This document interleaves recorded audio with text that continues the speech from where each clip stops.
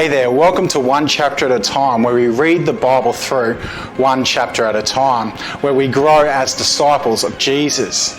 If you have any comments, reflections or questions from today's chapter, be sure to contact us through the website at mountgambier.church and clicking on the Contact Us tab.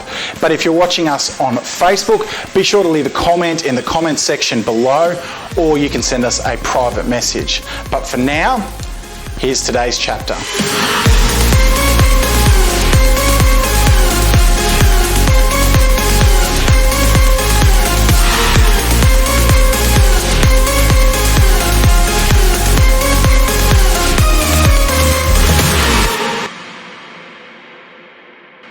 Hello, I'm reading from the book of Mark, chapter 7.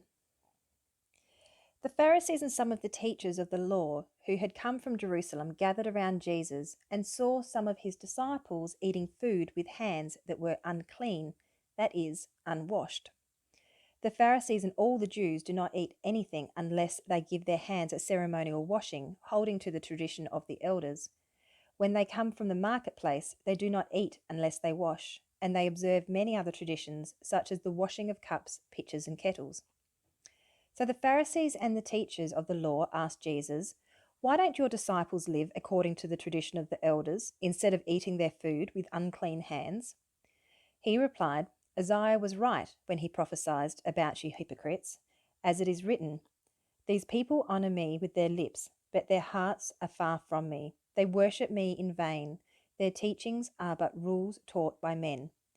You have let go of the commands of God and are holding on to the tradition of men." And he said to them, "You have a fine way of setting aside the commands of God in order to observe your own traditions.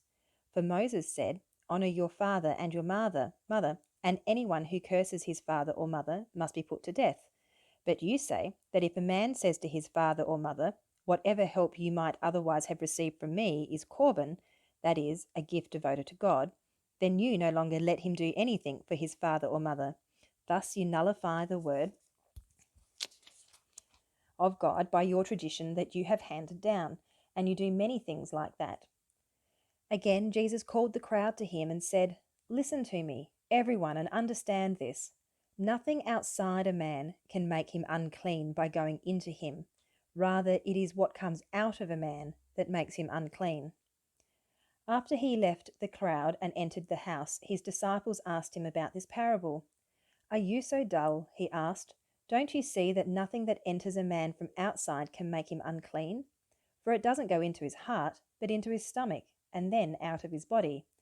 In saying this, Jesus declared all foods clean. He went on, "What comes out of a man is what makes him unclean. For from within, out of the hearts of men, come evil thoughts, sexual immorality, theft, murder, adultery, greed, malice, deceit, lewdness, envy, slander, arrogance, and folly. All these evils come from inside and make a man unclean." Jesus left that place and went to the vicinity of Tyre. He entered a house and did not want anyone to know it, yet he could not keep his presence secret. In fact, as soon as she heard about him, a woman whose little daughter was possessed by an evil spirit came and fell at his feet. The woman was a Greek, born in Syrian Phoenicia. She begged Jesus to drive the demon out of her daughter. "First let the children eat all they want," he told her, "for it is not right to take the children's bread and toss it to the dogs." "Yes, Lord," she replied, "but even the dogs under the table eat the children's crumbs." Then he told her, "For such a reply you may go. The demon has left your daughter." She went home and found her child lying on the bed and the demon gone. Then Jesus left the vicinity of Tyre and went through Sidon down to the Sea of Galilee and into the region of the Decapolis. There some people brought to him a man who was deaf, who could hardly talk, and they begged him to place his hands on the man. After he took him aside, away from the crowd, Jesus put his fingers into the man's ears, then he spit and touched the man's tongue. He looked up to heaven and with a deep sigh said to him, "Ephphatha," which means "be opened." At this, the man's ears were opened, his tongue was loosed, and he began to speak plainly.